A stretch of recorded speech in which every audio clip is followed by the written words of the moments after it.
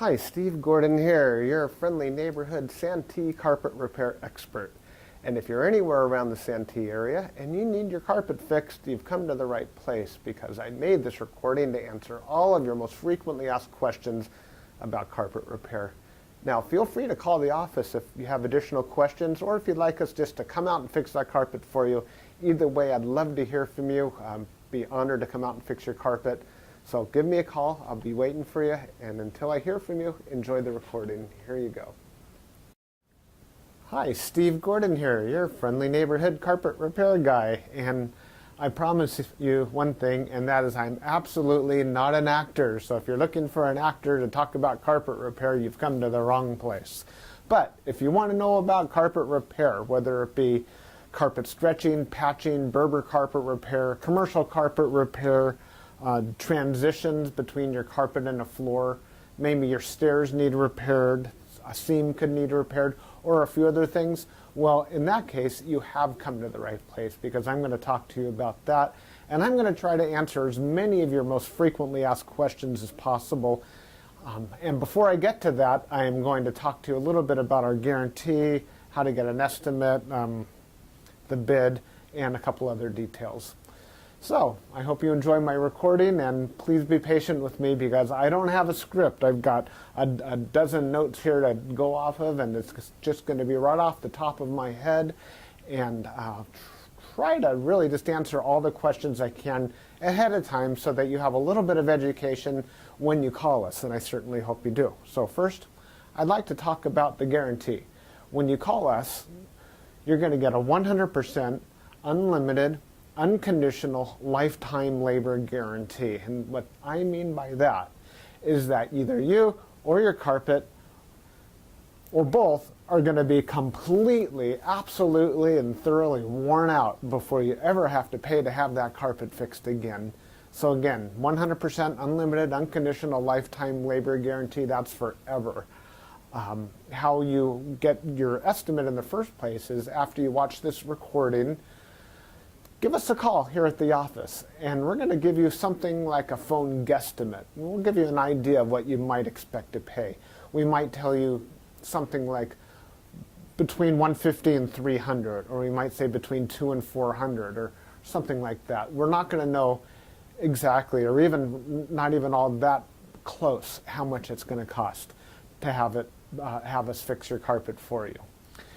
So if you feel like we're in the right sort of price range, then we're going to schedule an appointment to come on out and actually give you an absolutely free, no obligation bid. At that point, if you feel the bid is fair, and I'm sure you will because it's our business model to give you a fair price so that we could do the job right then and there all in one trip. We would really love to just do it in one trip. Now, I understand that sometimes you need to get a bid on one trip and then come back at a different time, have us come back at a different time to actually do the work. But by and large, it's normally best to just get it all done all in one trip, and that's how we'll give you the best price as well. After all, driving out to your place once is going to be less expensive for both of us than it would be to drive out to your place 2 or more times. Now, another thing about the absolutely free, no obligation bid is at that point we're going to actually have an opportunity to see the work. We're going to see exactly what needs to be done because you see, when you call us on the phone, even though you think you've explained the situation thoroughly, it's very likely that either myself or one of my assistants here that helps me answer the phone won't really understand exactly what we're dealing with until we actually see it. And so that's why we really do want to come out and give you a bid in person. And by the way, if you don't like the bid, if you don't think it's fair, we're going to walk away absolutely empty-handed, and that makes us sad. So sad, because we want to be out there, we want to fix your problem, and put a check in our pocket and go off to the next one. After all, this is what we do for a living. This is how we feed our families. Speaking about money, please don't pay cash. We would really prefer that you pay with a check made out to Creative Carpet Repair, or use a credit card. You can call in the office with a credit card. So cash, it's against the agreement I made with all my contractors. Now, if you work with me directly, if I'm the actual contractor that shows up to your house and you want to pay me cash, I'm happy to take it. But for any other contractor throughout my entire company, please don't pay cash. Now, I want to talk a little bit about the carpet repairs. I've got a little bit of housekeeping out of the way. Let's talk about carpet stretching. Most people wonder why their carpet is all rippled up.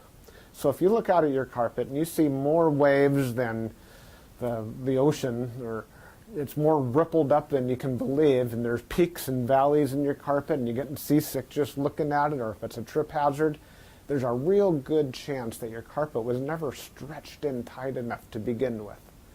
You see, whoever stretched your carpet the first time around more than likely didn't use a power stretcher. Now what a power stretcher is a pole that it butts up against one wall on one side of the room, and this pole runs all the way across the room to a head that's on the other side. And when we push down on this handle, the carpet gets stretched, and it gets stretched so tight that we have no doubt at all that we're going to be able to live up to that unlimited, unconditional lifetime waiver guarantee. That carpet will never ripple up again. You have my absolute word of honor on that. And if I'm wrong, we'll do it again for no charge at all. When we stretch carpet in a room, it's always best to have the room completely empty.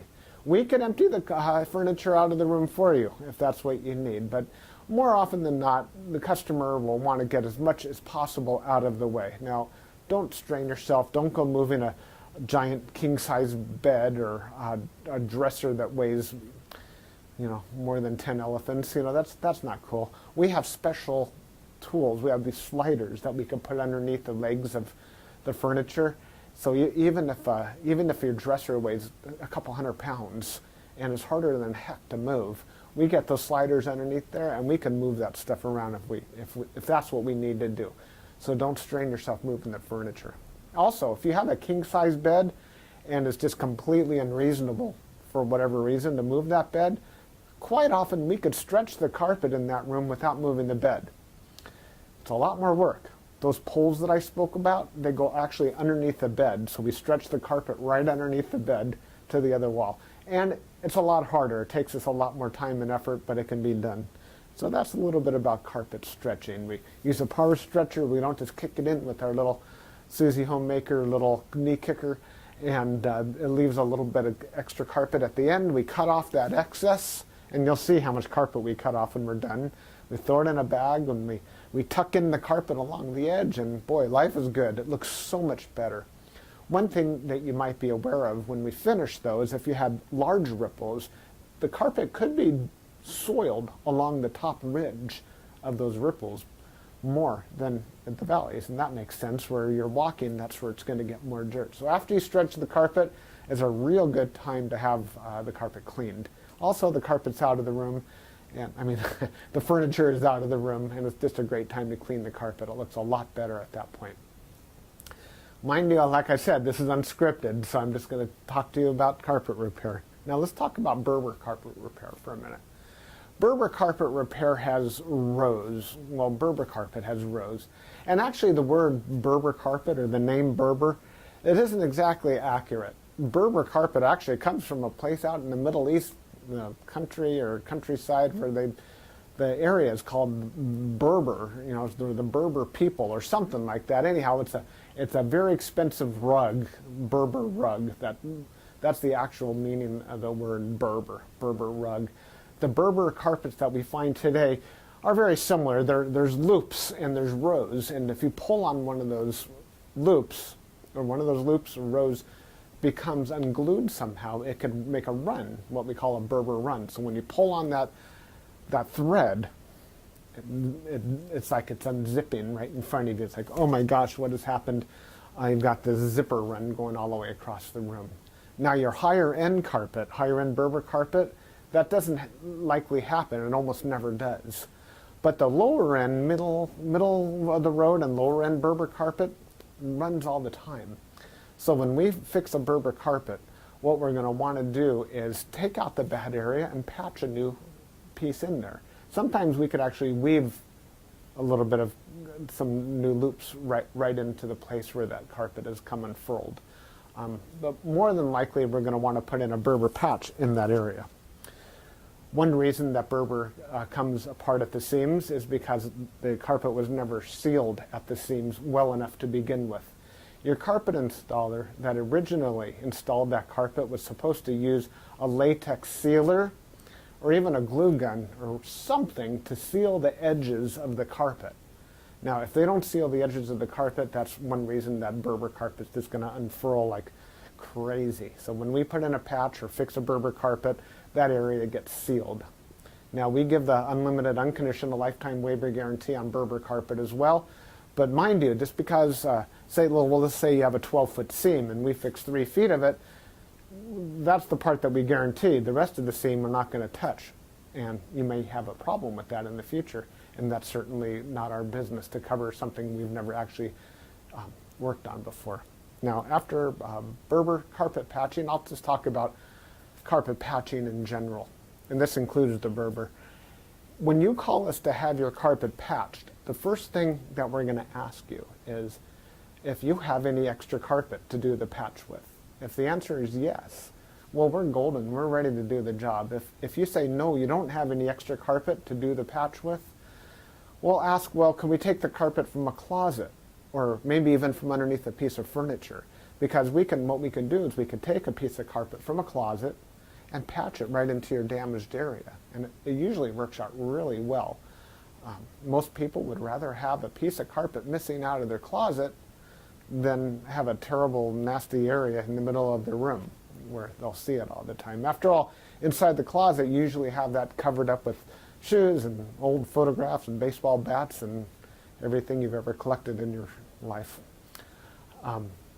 More about carpet patching is if you don't have the carpet to do the patch, there's really nothing I can do to help you. So you're going to need to find that carpet to do the patch with before you bother having us come out there, because if we don't have the carpet to do the patch, we're stuck. Our hands are really tied. There's nothing we can do.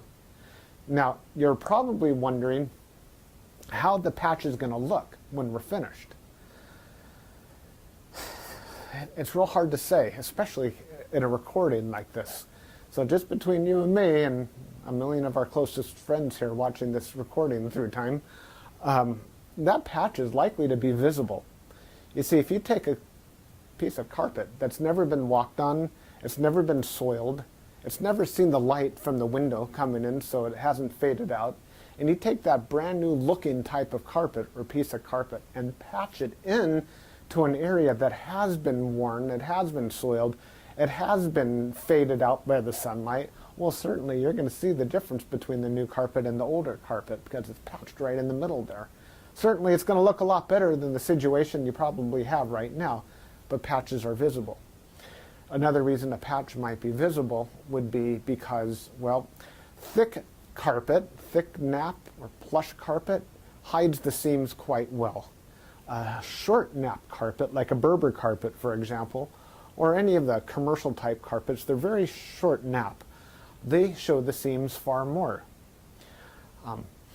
Another thing is that the rows have something to do with it. When we cut a carpet in the same direction as the row of the carpet, well, those seams are by and large less visible than the seams that we cut that cross the rows. When we cross the row, well, it's unavoidable to do that if that's what we have to do to make a patch. And those seams stand out a little bit more than the ones that go along with the rows. So carpet patching, that's what we specialize in. We could absolutely do that for you. Have the carpet available for us, and we also back up our patches forever, just like everything else, just forever and ever and ever. That patch will never come up. After patching, well, we could talk a little bit about pet damage also when we talk about patching. If you have an animal, a dog or a cat, or I've even seen where it's been a bunny or a few other animals that have actually gotten locked behind a closed door. What'll happen is they'll get that separation anxiety and they'll try to dig their way out and they'll just rip the heck out of the carpet. That's one of the main reasons we'll do carpet patching. If that's the case, well, certainly it's just like any other patch. You supply the carpet, we'll put it in. However, if that animal didn't tear up the carpet, if they actually urinated on the carpet, there's a whole other thing we can do about that, and I'm going to need your help for that. What we'll do is we're going to ask you to go to the pet store or go online and buy twice as much of a product as you think you're going to need, maybe 4 times as much, to actually kill the odor. Now, the product I'm talking about is actually an enzyme, and what we'll do is we'll pull back the carpet, we'll remove the padding, clean the floor, and you'll pour this enzyme onto the floors underneath it all. And that enzyme will eat up all the proteins that contribute to the smell of the urine in your carpet. Then we'll put in new padding, and you'll pour that enzyme cleaner all over the backing of the carpet as well at that time. I'll reinstall the carpet, and then one more time we'll use that cleaner, and we'll just soak that area of the carpet with that enzyme one more time. And that's likely to kill the scent altogether. That smell should be completely gone. If not, it's probably because your animal found another place that you don't even know about, and I'm sorry about that. There's nothing we could do about your animal. Now that we've spoken about pet damage, I like to talk about carpet to floor transitions. A lot of people call us because they put in a new floor. Maybe it's a tile or a wood floor, and their carpet now needs to be finished along that edge. More often than not, we don't need to put in any kind of metal there. There's a lot of different types of situations where you do want a metal. If you have an apartment building and you want the carpet to last a long time, between the carpet and, say, for example, a linoleum floor, we could put some metal there. There are flat metals. They're the type of metals that they're called, I've called them beat-down metals before. I'm not sure exactly what they're called. Beat-down metals, they're golden, they're silver, and the carpet goes right in there and it gets hammered down, gives a nice clean edge, and it protects the edge of the carpet for a very long time. But if you're like most homeowners, that's not why you're calling us for a transition. You're calling for the transition because you just put in a nice marble or travertine floor, or maybe a wood floor. And so what we'll do with that is we're going to pull back the carpet and put in a new tack strip right up alongside that floor. Now that floor is going to be holding the place as if it were a wall. So here's your floor, here's your tack strip right in front of it. We're going to pull the carpet over that tack strip and tuck it in right there. So all you're going to see is a nice smooth transition between the carpet and the floor. Now, many times when you put in a new floor, it's important to put in some work into the subfloor underneath, and that might include using hardy backer or some other type of material that raises the floor up even higher than it would have been. So let's just say, for example, you've got a 1/2 inch new tile and another 1/4 inch of underneath there of a hardy backer, or it could even be more. It could be 3/4 of an inch altogether, or even more, that is higher than the carpet. That's extreme. It's usually not that high, but let's just say it is. If we just bring the carpet up and end it right there, well, you're going to stub your toe against that thing. You're going to be cursing to holy high heaven every time you do that. It's just not fun at all. Trust me, it's not. You'll understand if you ever do that. What we're going to want to do in that case is one of two different solutions. We're going to do one of two solutions. One is we can pull back the carpet quite far and use a product like a Fix-All, which is a very fine cement type product. And we're going to feather in a nice ramped area, so we raise the level of the floor slowly up to meet it. What's great about that is the floor and the carpet will be at the same level, then you won't stub your toe. What's not so great about that is when you're walking up that little ramped area, well, you feel like you're walking uphill. There's really no way around that I know of outside of pulling out all your carpet and floating a whole new layer of concrete, self-leveling concrete on the entire concrete floor and underneath. That's a lot of work. It's possible that would be the perfect way to do it if I were working on a $10 million home in Beverly Hills, that's probably what I would be doing. I would be raising the entire floor to be level with, so the carpet could be level with the floor. But here in the real world, what we'll normally do is rise it up with some Fix-All, or we could do it even easier. We could use shingles, cedar shingles. Cedar shingles are about that long, and that makes a nice little ramp up. And it normally works just beautifully. It's quick, it's easy, we can get it all done in one trip. So we're going to raise the level of the carpet right up to the level of the floor, and you're just going to be happy as can be about that. Some transitions are round, curved. Other transitions could be squared. We can do, there's 100 types of transitions out there. And if you look on the internet under carpet to floor transitions, you're going to see a lot of examples. Perhaps even on my website, you can see some other examples. And so when you call us, you can explain what you're dealing with, and that would help us with the program here. Stairs. So, do you have a problem with the carpet on your stairs? I did a job like this just today, where the cat had actually torn away the corners of almost every stair all the way up the stairway. The lady was not happy about this. My solution to this was that, well, first of all, I asked her, do you have any extra carpet? And the answer was yes. You can take the carpet out of a closet. And I told her, well, you're going to have carpet missing out of a closet. And she said, well, that's fine. You can put this carpet in the closet. So she had something that didn't match at all. And she didn't mind because, well, she just didn't care that the carpet in the closet didn't match halfway through. So I took the carpet out of the closet. And the first thing I did is I completely replaced the first two stairs. Because after all, the first stair or two wears out faster than everything else anyhow. And those first two stairs were pretty trashed. Instead of just fixing the little corners, just replace the entire stair if you can. It'll make a world of difference to have something new there. With all the rest of the stairs, I just did these little bitty patches all the way up one side and all the way down the other. And it was just beautiful. I think it gave her probably another 10 years of life to her carpet to fix those stairs.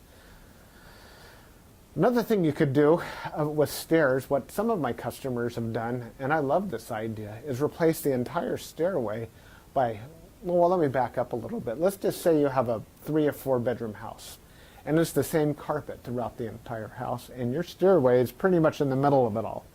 And if you replace the carpet on your stairs, well, it's going to be a slightly different color than the rest of your carpet, and that's going to look low class, and we don't like that, do we? No, we don't. What I would suggest in that case is that we take the smallest room in the house, maybe a small bedroom or nursery, and pull the carpet out completely from the smallest room in the house and buy new carpet for that room. Then we have maybe a 12 by 12 piece of carpet, and we can replace the entire stairway with that carpet. That way it matches the entire rest of the house except for that one room. That'll easily save you $4,000, $5,000, $6,000, $7,000 right there. And it's a lot less work too. So I like that idea. You get a whole new stairway. A lot of people, you walk in the front door and there's the stairway right there. If the stairs look bad, it's hard to recover from that first impression. So take my word for it. That's a really great way of going. No stairs. Commercial carpet repair. If you have commercial carpet and that needs to be repaired, it either has ripples and waves or it needs a patch. If it's rippled, it might need to be stretched. We've already talked about carpet stretching. On the other hand, it might have a different issue. It could be your commercial carpet was glued down to concrete to begin with. If that's the case, what we do is we actually take a knife and we just cut right down the middle of those ripples, cut right down those bubbles, and we will re-glue the carpet right underneath there and smush it all down. And believe it or not, those bubbles are going to be completely gone. They might be completely invisible when we're finished. You won't even see where we cut it, because where we cut it is exactly where we put it back together. The carpet will be nice and tacky before we push it back down. It's a great solution. But if the carpet needs to be stretched, well, we have to get the power stretcher out, and we'll fix it up that way. Now, if your carpet in your commercial building, say you have an office, is because, let's just say that you removed a wall between two rooms. If that's the case, you may have a strip of carpet that's missing. It's always a great idea to just get a completely different color. So if you have blue commercial carpet, go get a piece of red or black. Just something completely different, because a patch going all the way down through the middle of the room that's just a little bit off, it looks low class again. But if we put a strip of red down the room, or burgundy or black, people walk in and they go, oh yeah, these people have got some class. They got a decorative idea. So that's just my opinion. Use a completely different color if it's something goes all the way across the room. Now if it's just a patch, a small patch for whatever reason, and you have a little extra carpet, we can always patch it in with whatever you have. Seam repair. Good news and bad news. The good news about seam repair is that we can make your carpet so the seam doesn't keep getting worse. The bad news is that if it looks bad now, it's probably not going to ever look good again, regardless of what we do to it. Seams have to be done properly the first time. You see, when we seam a carpet together before it's installed, we'll use a straight edge and we'll cut down both sides of the carpet, and then we're going to seal the carpet on both edges, and then we're going to seam it together, and it'll be perfect. When it's completely cooled down, then we stretch it in. If we go back and try to open up the seam and cut that carpet off and try to bring it together, the chances of it ever looking better are right around 0. So I'm sorry to tell you that your seam repair, we can make it possibly look a little bit better. We can make it stop getting worse. We can make it not be a trip hazard any longer. But don't have your expectations too high when it comes to seam repair. The last thing I want to talk about is flood damage. Now, if you're watching this right now and you've got a flooded out carpet, you are in a world of hurt, and I'm sorry. The first thing I would do if I were you is probably have about 3 fingers of scotch. And then I would go ahead and get an extractor, like a hot water extractor. You can rent them at the just about any rental yard, and just start extracting all the water. Pull back the carpet, get rid of all the padding that's underneath your carpet. Rent a couple of blowers, or as many blowers as you need, and these things, they kind of look like a snail. As a matter of fact, that's their nickname in the field. We call them a snail. And they're shaped like that, and boy do they ever blow. And you can blow dry the whole underneath of your carpet. Set it up and get the carpet completely dry. At that stage, that's when you call us, and we can supply new padding, put a new pad, reinstall your carpet, clean the carpet for you if you're in an area that we do carpet cleaning, and life is good. You can put your furniture back and you'll be happy again. You don't have to do it yourself. If you want to call a company, even ours, depending on your area, can do that extraction for you as well. Now, if it's really flooded, I mean, seriously, like you're ankle deep in water, don't even bother. It's beyond almost everybody's ability. That means that your baseboards are all going to be all wet. A professional company will come and remove your baseboards, and we don't do that ourselves. They'll remove your baseboards, they'll drill holes in the wall, attach blowers to your walls, and blow dry the entire area, inside the walls and out, the carpet, the floor, the whole shebang. And then we can come in and put the carpet back down at that point. So I hope that I've answered your questions. If you have any additional questions, now that you've heard me talk for the last I don't know how long, feel free to call me here at the office. I would be just tickled pink to hear from you. If I'm not here, one of my assistants, whoever answers the phone, will be well trained and will be able to answer any questions that you have about carpet repair. And then at that point, we'll be absolutely positively honored if you would have us just come on out to your place and fix your carpet for you. And that's all I have to say. Again, I'm Steve Gordon, and I promised I wasn't an actor, and by now you believe it. I'm a carpet repair guy, and I'll be looking forward to hearing from you, so please call me. Thanks. Bye-bye.